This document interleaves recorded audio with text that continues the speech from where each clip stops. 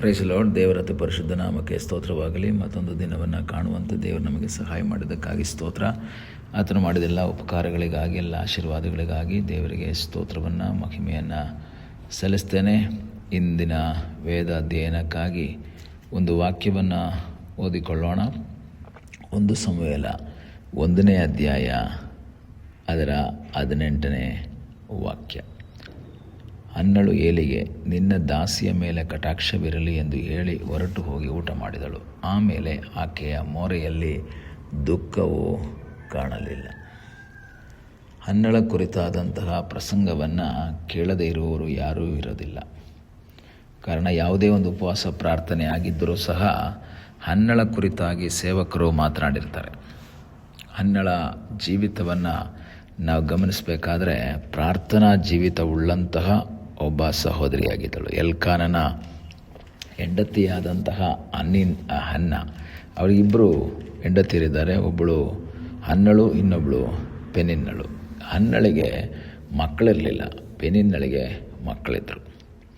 ಆ ಕಾಲದಲ್ಲಿ ತಮ್ಮ ಸ್ವಂತ ಮಗ ಎಂಬ ಒಂದು ಆಸೆ ಎಲ್ಲ ಸಹೋದರಿಯರಿಗಿರುತ್ತೆ. ನನ್ನಿಂದ ಹುಟ್ಟಿದಂತಹ ಒಬ್ಬ ಮಗ. ಹನ್ನಳಿಗೆ ಬಹಳ ಒಂದು ನಿರಾಶೆ. ಆದರೆ ಗಂಡ ತುಂಬ ಒಳ್ಳೆಯ ವ್ಯಕ್ತಿ. ಕೆಲವು ಕಡೆಗಳಲ್ಲಿ ನೋಡ್ತೀವಿ, ಮಕ್ಕಳಿಲ್ಲದೆ ಇರುವಂತಹ ಮಗುವನ್ನು ಎರದೇ ಇರುವಂತಹ ಹೆಂಡತಿಯನ್ನು ಕಡೆಗಣಿಸಿ ಮಗುವನ್ನು ಎತ್ತಂತಹ ಹೆಂಡತಿಯನ್ನು ಪ್ರೀತಿಸುವಂತಹ ಗಂಡಂದಿರನ್ನು ಅನೇಕ ಕಡೆಗಳಲ್ಲಿ ನೋಡ್ತೀವಿ ಈ ಬಹುಪತ್ನಿತ್ವದಲ್ಲಿ. ಆದರೆ ಇಲ್ಲಿ ಇಬ್ಬರು ಹೆಂಡತಿ ಇದ್ದಾರೆ ಎಲ್ಕಾನನಿಗೆ. ಆದರೆ ಹನ್ನಳನ್ನು ಸಹ ಪ್ರೀತಿ ಮಾಡ್ತಾ ಇದ್ದಾನು. ಅವನು ಹೇಳುವಂತಹ ಒಂದು ಮಾತನ್ನು ಸಹ ನಾವು ಓದ್ತೀವಿ 5ನೇ ವಾಕ್ಯದಲ್ಲಿ. ಅವನು ಹನ್ನಳನ್ನು ಬಹಳವಾಗಿ ಪ್ರೀತಿಸಿದರು, ಬಹಳವಾಗಿ ಪ್ರೀತಿ ಮಾಡ್ತಾ ಇದ್ದಾನೆ.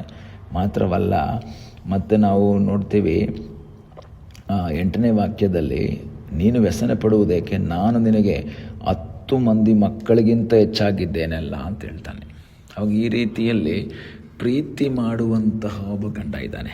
ಕಡೆಗಣಿಸುವಂತಹ ಗಂಡ ಅಲ್ಲ, ಪ್ರೀತಿಸುವಂತಹ ಗಂಡ. ಮಕ್ಕಳನ್ನು ಹಡಿಲಿಲ್ಲ ಅಂಥೇಳಿ ತಿರಸ್ಕಾರ ಮಾಡುವಂಥ ಗಂಡ ಅಲ್ಲ, 10 ಮಕ್ಕಳಿಗಿಂತ ಹೆಚ್ಚಾಗಿ ಪ್ರೀತಿಸುವಂತಹ ಗಂಡನನ್ನು ಪಡೆದುಕೊಂಡಿರುವಂತಹ ಹನ್ನಳ ಮನಸ್ಸಲ್ಲಿ ಒಂದು ವ್ಯಥೆ ಇದೆ, ಒಂದು ವೇದನೆ ಇದೆ. ಅದಕ್ಕೆ ಕಾರಣ ಏನು? 6ನೇ ವಾಕ್ಯ ಹೇಳುತ್ತೆ, ಯೆಹೋವನು ನಿನ್ನನ್ನು ಬಂಜೆಯನ್ನಾಗಿ ಮಾಡಿದ್ದಾನೆ ಎಂದು ಹೇಳಿ ಕೆಣಕಿ ನೋಯಿಸ್ತಾ ಇದ್ಲು. ಗಂಡ ಮನೇಲಿರ್ಬೇಕು, ಅವಳು ಹ್ಯಾಪಿಯಾಗಿರ್ತಾಳೆ.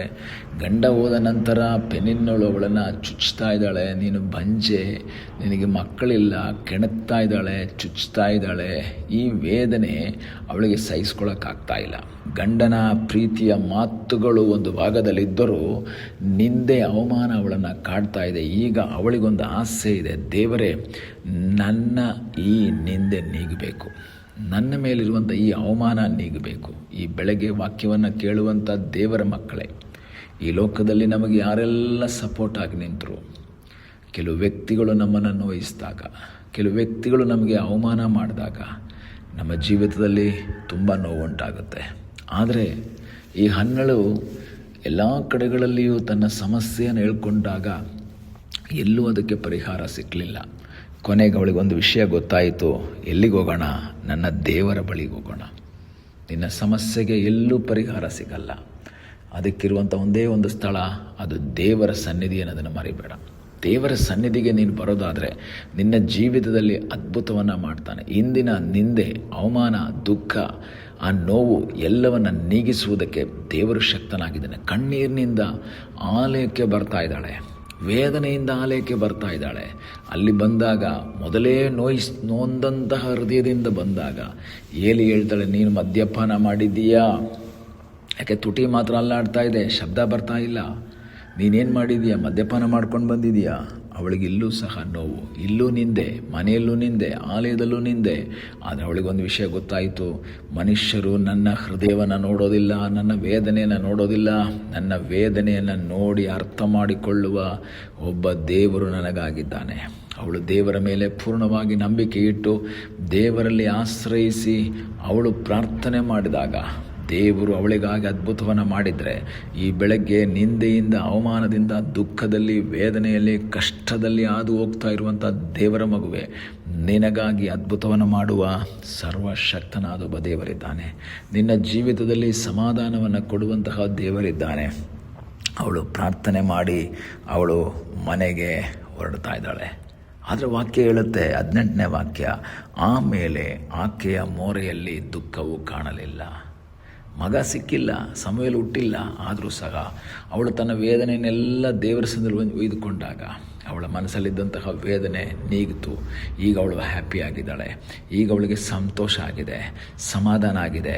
ಅವಳ ವೇದನೆ ಗಂಡನ ಹತ್ರ ಹೇಳಿದ್ರು ಪರಿಹಾರ ಆಗಲಿಲ್ಲ, ಎಲ್ಲೆಲ್ಲಿ ಹೇಳಿದ್ರು ಪರಿಹಾರ ಆಗಲಿಲ್ಲ. ಈಗ ಅವಳಿಗೊಂದು ವಿಷಯ ಗೊತ್ತಾಯಿತು, ನಾನು ಎಲ್ಲಿ ಹೇಳಬೇಕು ಅಲ್ಲಿ ಹೇಳಿದ್ದೀನಿ, ತಕ್ಕ ಸಮಯದಲ್ಲಿ ದೇವರು ನನಗಾಗಿ ಅದ್ಭುತವನ್ನು ಮಾಡ್ತಾರೆ. ಈ ಬೆಳಗ್ಗೆ ನಿನ್ನ ವೇದನೆಯನ್ನು ದೇವರ ಬಳಿ ಹಂಚ್ಕೋ. ನಿನಗಾಗಿ ಅದ್ಭುತ ಮಾಡುವ ಒಬ್ಬ ದೇವರಿದ್ದಾನೆ. ಅದ್ಭುತ ಮಾಡುವ ಸರ್ವಶಕ್ತನಾದ ಒಬ್ಬ ದೇವರಿದ್ದಾನೆ. ಪ್ರಾರ್ಥನೆ ಮಾಡೋಣ. ನಮ್ಮನ್ನು ಬಹಳವಾಗಿ ಪ್ರೀತಿ ಮಾಡುವ ಯೇಸುವೆ, ಸಮಯಕ್ಕಾಗಿ ಸ್ತೋತ್ರ. ಈ ಸಮಯದಲ್ಲಿ ಮತ್ತೊಂದು ಆವರ್ತಿ ನಿನ್ನ ಸನ್ನಿಧಾನದಲ್ಲಿ ನಾವು ಬಂದಿದ್ದೇವೆ. ತಲೆಬಾಗಿರುವಂತಹ ಎಲ್ಲ ನಿನ್ನ ಮಕ್ಕಳಿಗಾಗಿ ಸ್ತೋತ್ರ. ಅಪ್ಪ, ಅವರ ನಿಂದೆ, ಅವಮಾನ, ದುಃಖ ಏನೇ ಇದ್ದರೂ ಅದಕ್ಕೊಂದು ಪರಿಹಾರ ಕೊಡುವ ಆತನು, ಅದ್ಭುತ ಮಾಡುವ ಆತನು ನೀನಾಗಿರುವುದಕ್ಕಾಗಿ ನಿನಗೆ ಸ್ತೋತ್ರ. ನಿನ್ನ ದೈವಿಕವಾದ ಸಾನ್ನಿಧ್ಯ ಮಕ್ಕಳ ಸಂಗಡ ಇದ್ದು ಆಶೀರ್ವದಿಸುವೆಂಬುದಾಗಿ ನಾವು ಪ್ರಾರ್ಥಿಸ್ತೇವೆ. ಪ್ರಾರ್ಥನೆಯನ್ನು ಕೇಳಿದ್ದಕ್ಕಾಗಿ ನಿನಗೆ ಸ್ತೋತ್ರ. ಯೇಸುವಿನ ನಾಮದಲ್ಲಿ ತಂದೆಯೇ, ಆಮೇನ್. God bless you.